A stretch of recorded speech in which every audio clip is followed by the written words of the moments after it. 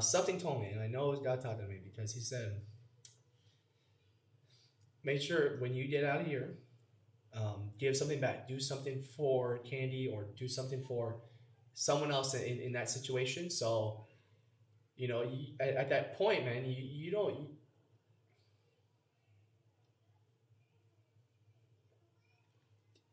that's your family. You have no idea whether she's gonna, if she's gonna live or not. So I vouched to myself, and I told myself in the hospital that I would give back to someone or something, or do something for others.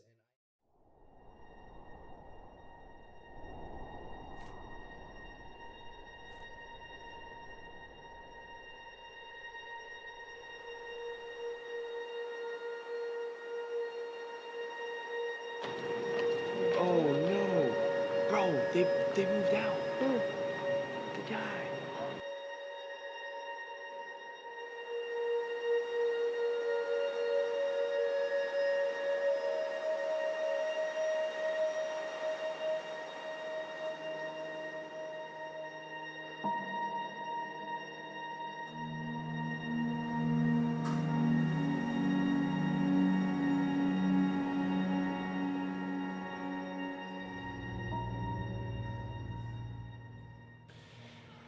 Motivation is a tough thing. I'm not joking. I listen to a lot of podcasts. I listen to a lot of, I listen to a lot of Tony Robbins, one of my virtual mentors. I listen to a lot of these motivational things, but I also find motivation within myself, where I've come from, what I've accomplished, what I've seen my family go through. I find motivation from that. When I look back at my mom worked at Norm's and at Coco's her entire life. No desk job, no any other job her entire life.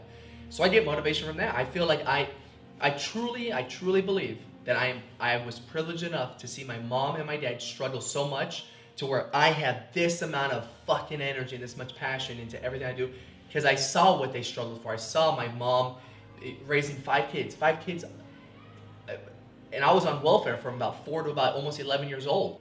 They struggled. I get a lot of inspiration. I get a lot of motivation just from that aspect of my life. Go, go, go, go. But I think about that when I grow up with my mom, my dad struggling. I think about that. I think that pushes me. So motivation you can find an outlet anywhere. You can find a friend that motivates you. You can find a business partner. I've been fortunate enough to have business partners that motivate me and push me anywhere. You can find it from a movie, but I'll find motivation somehow. Maybe the character was struggling and I can relate to that in an aspect. Find motivation anywhere. It just depends on how you put it. Showing that they can sustain like an $1,100 apartment and still make rent, utilities, because they budget them. They put them on a budget, I bet said. And she's been doing this for years. She goes, Tony, your guys' families are going to be back in motels in no time. So Vanessa, I don't know, is there anything that you think that if we were to like put like a feeler out for families, and be like, hey, listen, we're working with this organization.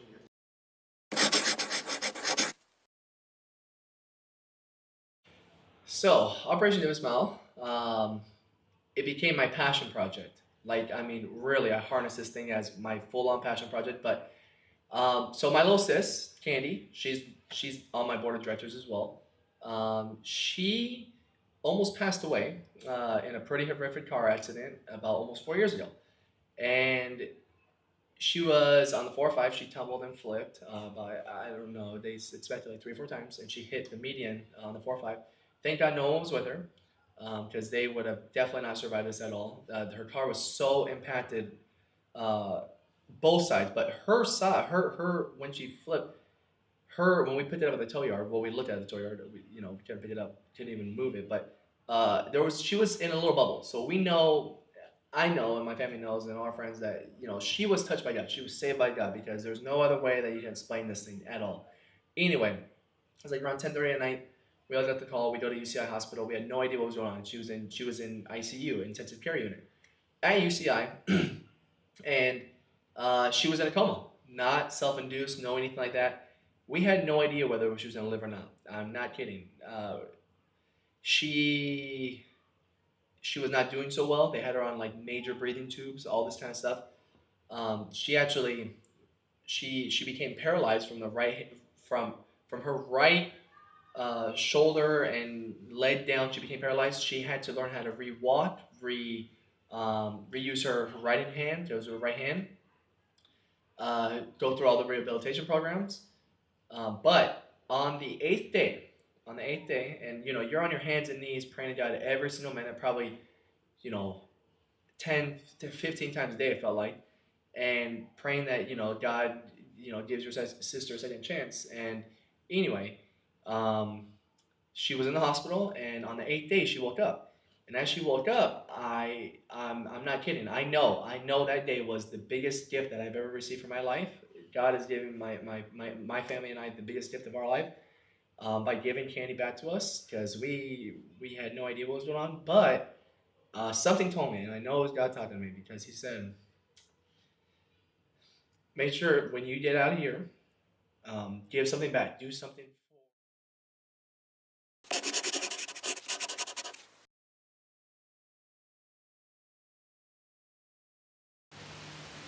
All right, ready and action. Hey everyone, if you're planning your wedding in 2018 with us and still haven't found your perfect decor, maybe we can give you some ideas here at our wedding taking place at Casa del Lago for your special day. Cut. Either one of those.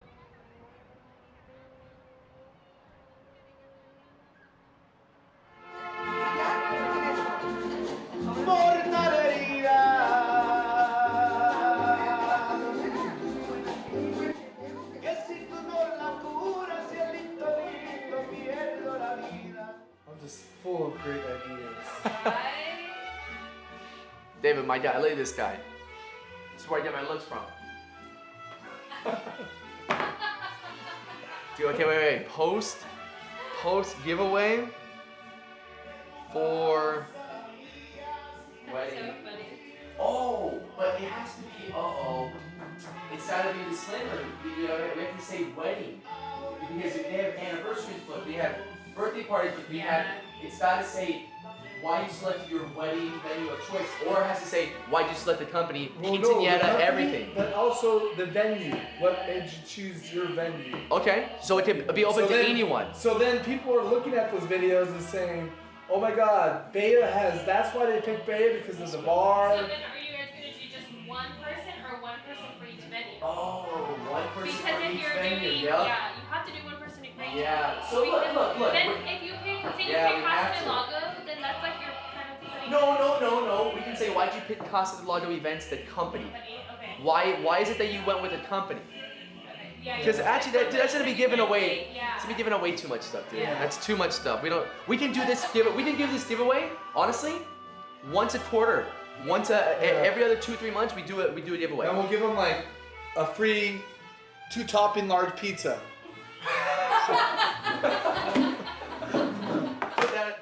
Here's one thing I'm very passionate about: creating opportunities and creating jobs for others. I've gotten very, very lucky in my life where I've had people who lend me a hand, and if you can lend someone a hand and give them an opportunity, give them something to look forward to.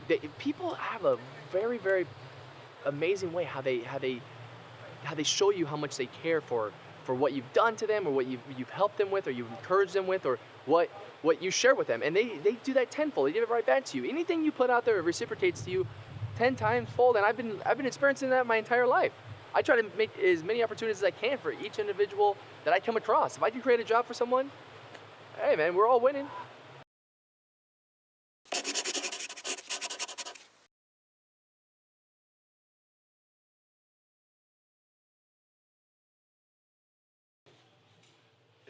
Yeah, no, it did not happen that way. I wish it would have.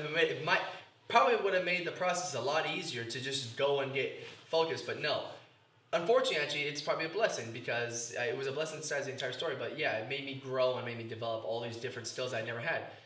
So when I was 17 years old, I got suspended at my Sadie Hawkins dance for inappropriate dancing. I'm here with Tony Jakstis. He will be throwing a very unique prom for the class of 2008 and Pacifica High School. Thank you for being here with us. Now, why don't you tell us why the prom is going to be so great this year?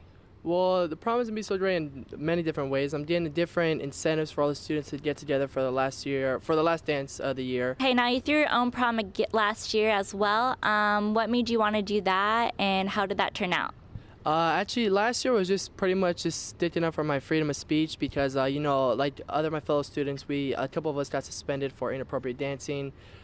So basically, I just wanted to tell them, they can't really mess around with the students. I mean, the students are paying so much money for their tickets, their costumes, their dresses, all this stuff, boutonnieres, corsages. So I just want to, let them know, they can't really mess with the students so much until someone actually does something like myself. So basically I just want to, show them that cool down. So that's what happened. Okay, so all the proceeds are going to charities, and why did you choose the ones that you did and want to help out other people as well? Well, I'm donating to two this year, and I'm donating to the special education program, the autism program over at Pacifica High School, because I've worked with them for about a year and a half, and I know they don't get too much benefits from the school, so I want to donate them, maybe get them maybe a computer or so, a couple books, and all this and that. And I'm donating to World Vision AIDS organization to contribute to maybe a cure for the disease one of these days. So maybe I'll have a plaque to myself going up there. Okay, thank you, Anthony, for being with us. I'm Kalisa Steffens. Back to you guys in the studio. So anyways, I'm in my room. The third day, it was on a Wednesday. I spent on Monday and on Wednesday. I'm trying to cool down, and I'm like, what the hell did that mean? What did that even mean in there? What did that mean that I'm gonna throw my own prom? So on that day, I started brainstorming and started researching how can I throw my own prom. Fast forward 4 months later from that January date, sometime January, I don't know whatever it was, but fast forward to May 19, 2007, I ended up throwing my own senior prom, Tony's prom, the same night as the school's prom, May 19, 2007, I'll never forget the date. I ended up having 364 students attend my prom, same night as the school's prom, only 94 students attended and showed up. I ended up making well over $20,000 in cash and checks in my name. From there, I started my very first company. That's what transitioned me into event planning, which was strictly proms, winter formals, Sadie Hawkins dances, that kind of stuff. What I knew, I just did a prom, I'm a prom master, I'm a prom king now. Grew from one wedding venue, we started doing weddings and quinceañeras and special events, one wedding venue, to now we have 5, all throughout Orange County, and 8 years later, 20, we're gonna do 485 weddings this year. Let's see her shooting over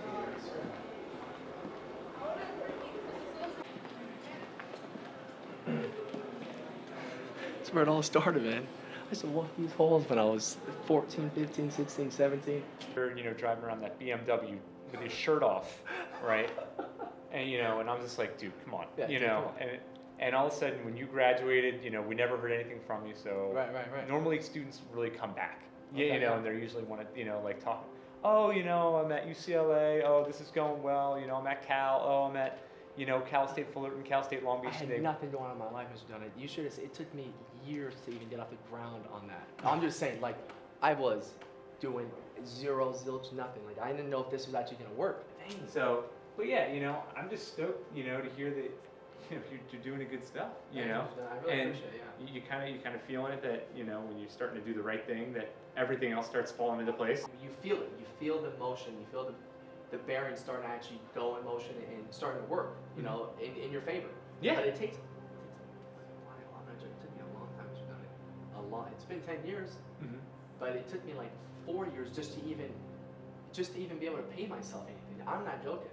Yeah. As an entrepreneur, whatever you want to call me, but man, it was eating ramen for 4 years, literally, and Oreos. Hey man, don't worry. No, nothing. As soon as I left college, I came to California. I was eating ramen. I actually had to borrow $1 from my brother to buy a potato from the Wendy's $1 menu. So yeah, I get it. You're a smart kid, but you just, I was misguided and stupid at that time. Well, yeah. Well, that's the whole thing about high school kids is that you're expected to screw up in high school. Yeah. But once the like everyone says in elementary school, in middle school, oh, it really starts in high school, Yeah. and then when you get to college, then you start seeing, the people kind of, stratifying and stuff like that. Exactly. But, I'm just glad you made it through high school. All right. Me too. But yeah, I just can't get it in a not a non-messed up way. Yeah. You just driving that stupid ass BMW. And the rims, don't forget. Yeah, the the rims. rims. I had the 20-inch rims. Yeah, back when that was With cool. $0 in my account. Back when that was cool. You know what I mean? And you were peeling out of the parking lot, and I'm just like, who is this asshole? So that's basically, where I was at because I was driving a Saturn. Yeah, I remember. So yeah. Well, we've just done it. I'm not Yeah. joking. I really appreciate you taking your time for this.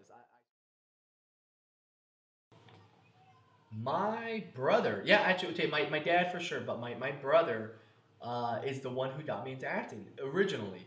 My brother was taking classes in LA with my dad. My dad would drive him to LA and do some acting classes with both my brother and my older sister, Tiffany, and my older brother Charlie. They would go to acting classes in LA for like a year or something like that, maybe even a little longer. And I started hearing like, oh man, you're doing acting class, acting class, acting class. And I fell in love with the concept of acting. I loved movies since I was a kid, since a little baby. And I fell in love with movies and all the cartoons and TV shows. And I remember I asked my brother, I was like, hey man, I really want to go to acting class with you, this kind of stuff. I think I was probably, say like I was 10. I think I was about 10. My brother was like a teenager, like 15, 16. Maybe I was 9 or 10. But I asked my brother's the one who got me into his acting class. First class, first day, I fell in love with it, head over heels. Like, I mean, literally, that's my passion in life. That's my that's my end game point in my life. I can say this, when you put it out there in the universe, that's exactly what happens. I've done it my entire life. I am an up-and-coming actor. You will see me on the silver screen. I will be with all of the A-listers making beautiful movies, beautiful storytelling, which I know I will work with some of my all-time favorite actors, my all-time greats, producers, directors, actors, writers.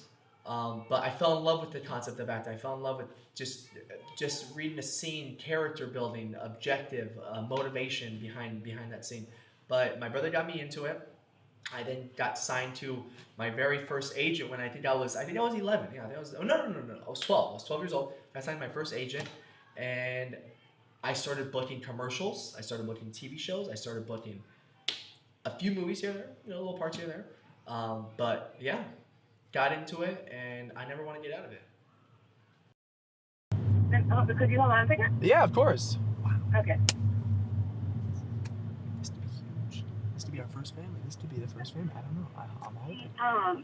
Can I talk to you? Because I have Tony on the phone. I bet. How are you? Well, Tony, how are you? Oh my God, so good. I feel like I haven't seen you in a long time. It's only been a couple months, but I feel like it's longer because me and my board of directors, you have no idea. We have been trying to get a family qualified enough, and it's no luck. And we have all our fundraising that we actually raised over $10,000 for this event, for this program, and we have had no luck.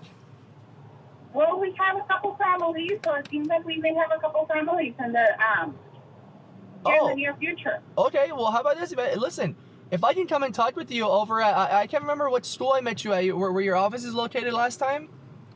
Mm-hmm. Which one is? Hope? At Hope, right? Yeah. Right. If I can come meet with you, honestly, you tell me this week, next week, and we can. I hope we can start laying down the paperwork and we can start. I obviously I told you we would like to get something, a little bit more personal and be able to meet this family first, just so my board of directors and I, we have a little bit of a relationship before we do this, and then we would love to document the process as well with them and do all we can for them and just get to know them a little bit. But yeah, I would love if you think they're qualified enough, hey, let's meet and let's see if we can do this for this first family right away. Absolutely. I think every single, and I heard this from, I think it was Eric Thomas or Les Brown, but every setback is really just a setup. But I'm going to be honest, man. I have had so many setbacks in my entire life. Not just from childhood, not just from that, but let's just say my career, business, acting, philanthropy, whatever it is. I've had so many things who a regular-minded person would just say, whoa, this is just a little too much. This is pretty heavy. People have done some either bad things to me, which I've forgotten and forgiven and moved on, or there have been times where I see, you know what?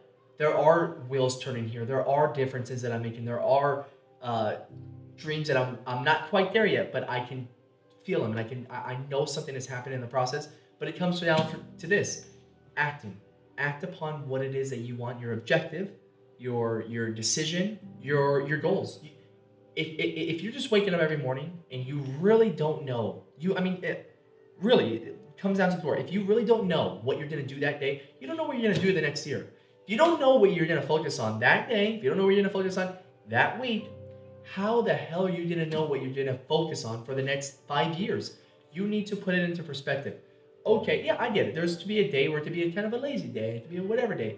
That's what I'm gonna be doing. But all these other days, I have everything pinpointed, ready down, and I've decided that there's nothing that's gonna stop me. There's nothing that's going to, swindle me to change these goals, change these plans that I have for something else, because none of that stuff is really relative and it's not important, because what you wrote down the night before, the week before, for this week or this month or this day is everything that you have been creating in your mind that you need to now put on paper and push through. Yeah, you're gonna have setbacks. I have setbacks every day. I must fail more than any one of my friends, but guess what? They only see the success that I have. They just don't see all the shit that I've been going through. I have gone through so much crap that really, maybe a smarter person might just say, you know what, let's just pump the brakes. This is pretty tough. This is really, really tough. There's a lot of obstacles that we gotta overcome or that we can't overcome. I can't overcome everything. I understand that. But when you start to develop the habits, start to develop a more mature thought process behind your decision making, that's when you see the wheels turning. That's when you start to say, hey, you know what? All this stuff that I've been going through is now starting to make sense. But it takes a process. It takes a journey. It's taken me 8 years, and I'm still barely seeing a little smidge of what I thought before it would just be so glamorous. No, it's a lot of hard work. It's a lot of sacrifice, to be honest with you. It's a lot of sacrifice. And it's a lot of dedication. You gotta have a lot of passion. You gotta have that drive. You gotta have that vision and that passion to decide and act.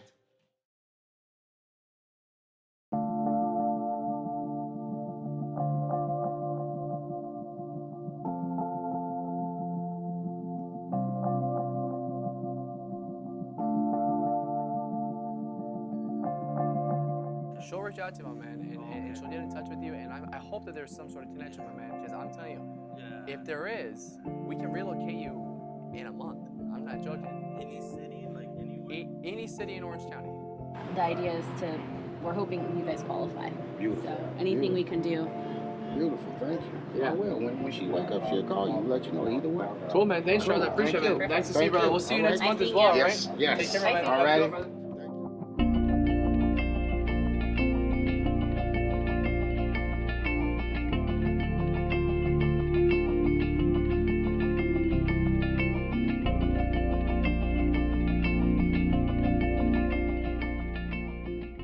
So can I ask you why? I'm just curious. As far as you're not interested, or?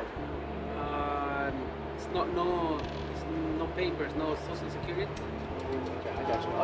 Okay, no, of course, I got you.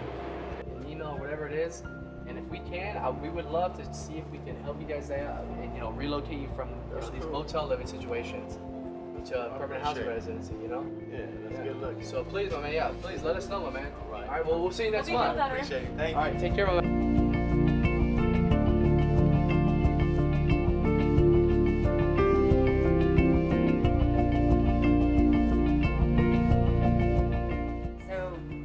Really weird, but we're okay where we're at. Okay.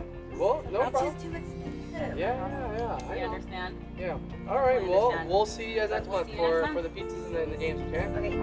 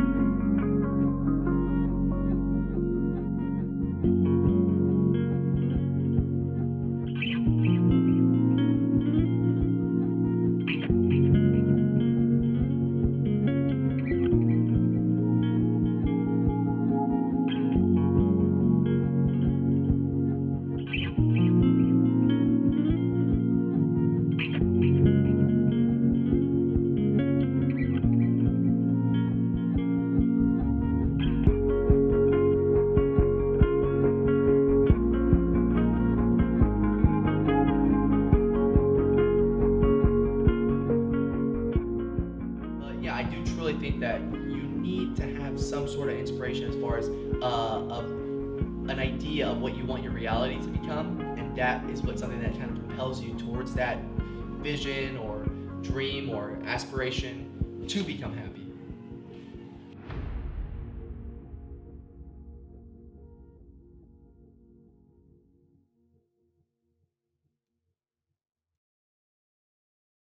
That's it. Yep. Awesome. We're gonna say Suite 1265. Thank you. Thank you very much. Shout out to they ain't holding down the set. Let's get it, baby. All right, so wait, how to get around? And it's totally even at 12, okay? I'm just showing. Excuse me? I'm just joking. 1265. Thank you so much. Oh, dude. I'm making friends everywhere, cuz. Making friends everywhere, baby. Dude, I'm going broke everywhere. Fuck.